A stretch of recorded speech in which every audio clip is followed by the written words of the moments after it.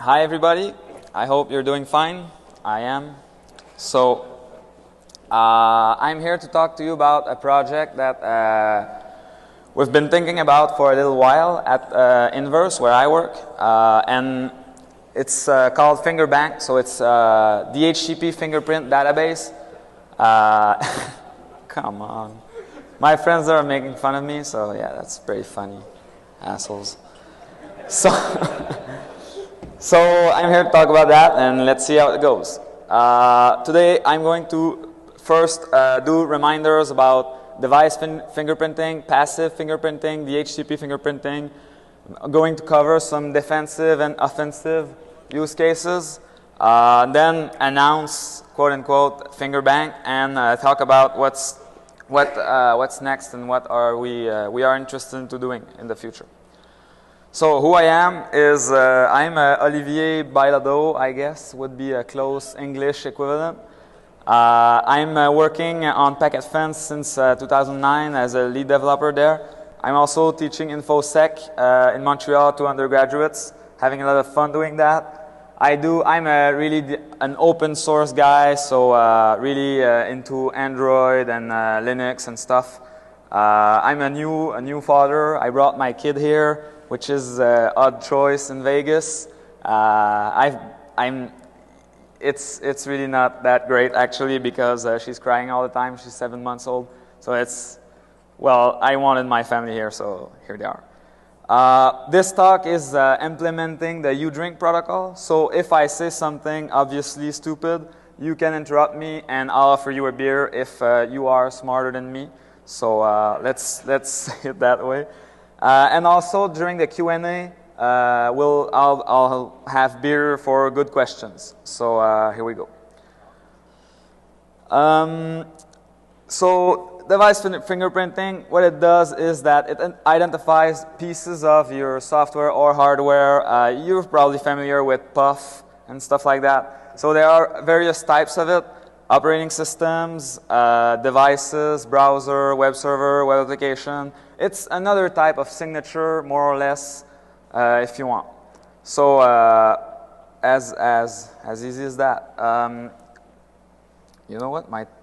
Okay.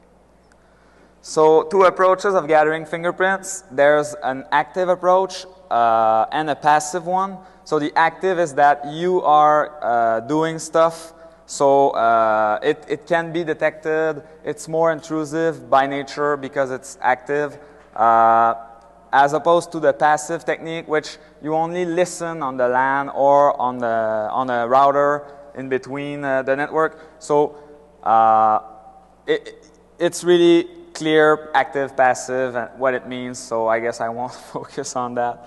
But it's really completely separated, like the two techniques. And some tools, most tools are focused on one approach, but there are new tools that are doing both. So SynFP is one of them. You can now feed it a PCAP, and it will do kind of a passive approach if you want. So why passive, well, not why, but reminder on passive fingerprinting. So networks are really, really noisy. You probably already know that. You open up a TCP dump everywhere you get, and there's a lot of stuff going on. And a lot is about broadcast, and you get all the broadcast traffic. Sometimes also you are in between, so you are the gateway, or you have a mirror port, and so you see all the stuff that's going on. The wall of sheep is a good example of that. So if you can sit at a spot like that and sniff traffic, then you will see a lot of stuff. And fingerprinting becomes really interesting because you'll be able to identify operating systems of your guests, the browsers, the version of software and stuff like that. So on the LAN, there is DHCP, which is a broadcast protocol that you can use for fingerprinting. Talking about that in the next slide. There is the multicast DNS, the iTunes, all that stuff is very, very verbose, noisy, and helps you a lot of identifying software or hardware that you're using. On the WAN, honeypot is kind of You know, you could do fingerprinting with a honeypot, and you'll see kind of the internet noise if you want. So it's possible to do that on the WAN also, passively, of course. So DHCP fingerprinting, the meat of the matter. Okay, so DHCP is a great network. It helps you, you know, be online easily, low maintenance and stuff. So it's broadcast based, and it's on every LAN segment, so every VLAN if you want. And like through time, we found a way to, people found a way to aggregate DHCP, for instance, with IP helpers, sometimes called UDP helpers. So you don't have a DHCP server on every physical segment, which would mean a lot of costs. So because of that, you use IP helpers, so your DHCP traffic is all aggregated upstream to a few servers. And this is kind of a nice feature because, you know, all the information about what's going on IP-based is aggregated because of the IP helpers. So DHCP fingerprint, because of that, are easy to collect and rarely spoofed. So rarely spoofed, by that I mean if you are, let's say, a pen tester and you want to expose yourself as a voice over IP phone, for instance, well, not a lot of people know that and know how to do that. So it's really, really rarely spoofed. And by that I mean I looked to do it, and the only way I found no tools, no automated tools to do to spoof DHCP fingerprints. And the only way I found to do it was modifying the DH client configuration directly on Linux. So it's seriously, for now, pretty reliable. In the future, probably there will be tools, or people will kind of have a backtrack, mimic a Windows XP system.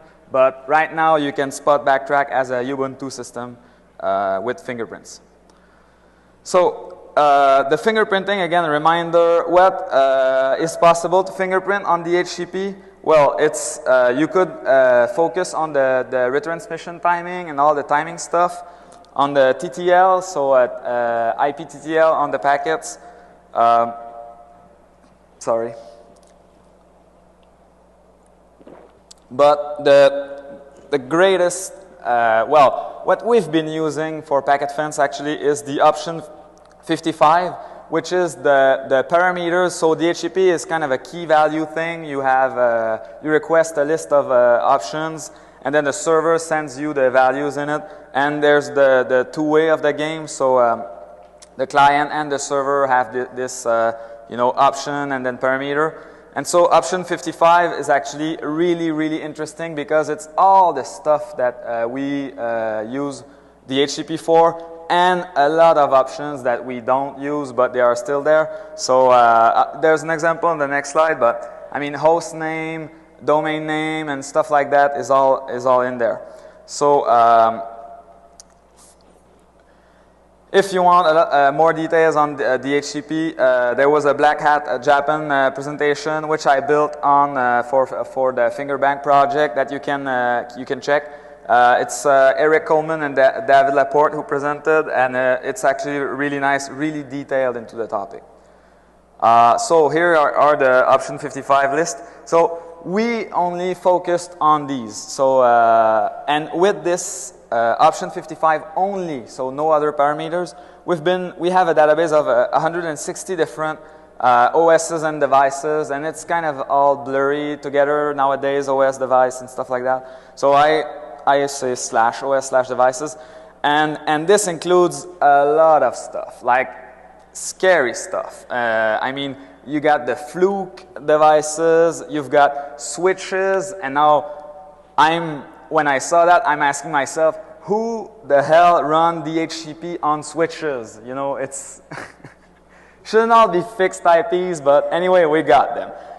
We have a lot of it, and so the option 55, it's simply a list of the option, as you can probably see on the slide. It is like 1, 15, 3, 6, 44, and it's all because of the client, what they requested. only that simple list helps us to uniquely identify a lot of stuff. And like UPS devices, there's Pixie stuff, thin clients, it's really like gaming consoles, smartphones, and we can spot Android between each other. So we have like the HTC Android, the Samsung Android, and so it's great, seriously. I was amazed by that, and that's the reason why we're presenting or proposing FingerBank, I guess, is that like it's on every LAN, everyone has it, everyone like has this resource that they can, you know, identify what's going on in the network, but no one was really, you know, pushing it, or maybe it was all in proprietary stuff, and I don't use proprietary software, so I just don't know about it, but this is the big reason. So let's get into some use cases. Of course, I guess I am into more defensive stuff, but here we go. There's you can do really easily LAN operating system inventory, or even, you know, flagging people with Windows 95 and telling them, hey, come on, get you know, something serious, please. So here is a screenshot of what we do with packet fence. You see the last switch, last port, last VLAN. This is possible with DHCP option 82, which is implemented in Cisco switches. It's more or less reliable, but still it can help you. So it's kind of powerful to have the two of them blended in, because you will know for a host where it's located, and because of the FingerBank technology, if I may call it like that, know what OS it's running. So it's pretty powerful and interesting for network operators to know that. You can do firewall and network access control integration to blacklist end-of-life stuff, for example, or even better, backtrack, or Linux if you want. So this is also pretty powerful, and we use that in packet fence a lot to, you know, and this is like sliding to the next point, but we do that to automatically register voice over IP devices, so that or printers, so that the users don't have to do it themselves, which is, I know, a security problem, because we're relying on client-side stuff to actually behave on the network. But I mean, it's a usability problem, you know, someone has a choice to make. But so if you are a pen tester, then definitely, I mean, add in your toolkit, I would say, spoofing your DHCP option 55 list, because it can make the network part of the infrastructure behave differently based on what you are. So offensive use cases, obviously stealth LAN recon, so you can like sit there, hook a device, and then just sniff the traffic and see what's there. And I mean, it's even better when you get Windows 98 popping up and saying, hey, I'm Windows 98 and I want an IP address. So now, I mean, you only have to own it like Metasploit, and boom, it's done. So the clients, they come to you actually in that case, you know, instead of you having to nmap the network and stuff. So this is, you know, it's a big one. It's really interesting. But afterwards, I was trying to find other use cases, offensive use cases, and actually, I guess someone will have to come up in the Q&A room and tell me other offensive use cases. I failed at that. So why did we decide to push FingerBank? Because you saw it. It's so simple, this stuff. It's only a list of option numbers separated by commas, but I hate information hidden in silos, and we need to be together if you want to spot devices.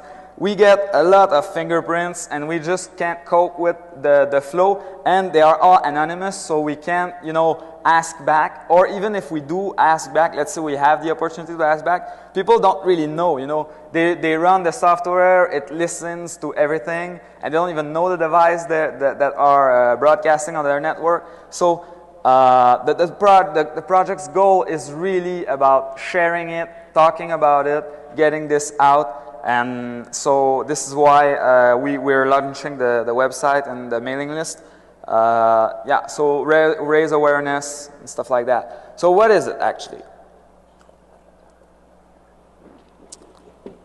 It's pretty simple. We popped open a website and we decided to just output the signatures and the documentation and the mailing list. We're probably going to open an IRC channel too, but it's really links to the existing signature, and we just packaged it in a nice format.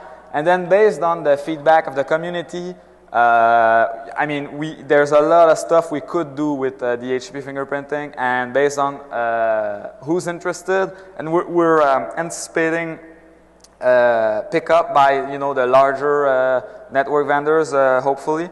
And so with that, there will be definitely like more offensive tools focus on that, defensive tools too, and reporting and stuff. So we'll see how it goes.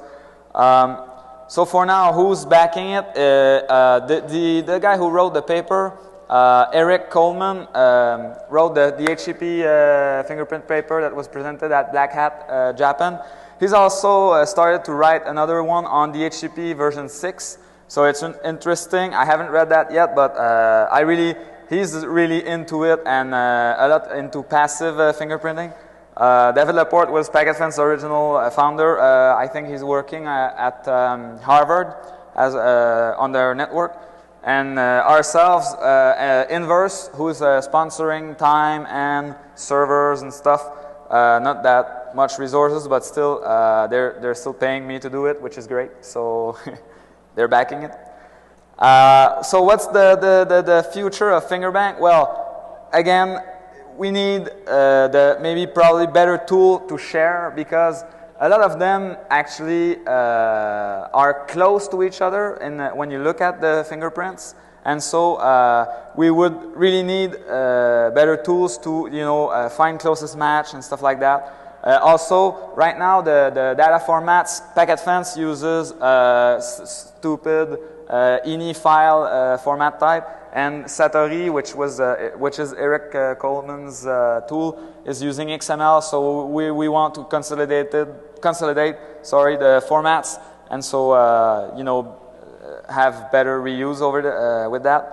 And then we want, and this is the main focus, is we really want a lot of mind share around the fingerprints, and so that when we get new obscure fingerprints, that actually someone who will be subscribed will know about it and will be able to say, oh, hey, this is Intel when it's in BIOS boot mode. It's actually doing DHCP and sending that. So there's a lot of the obscure fingerprints that we'll need help on.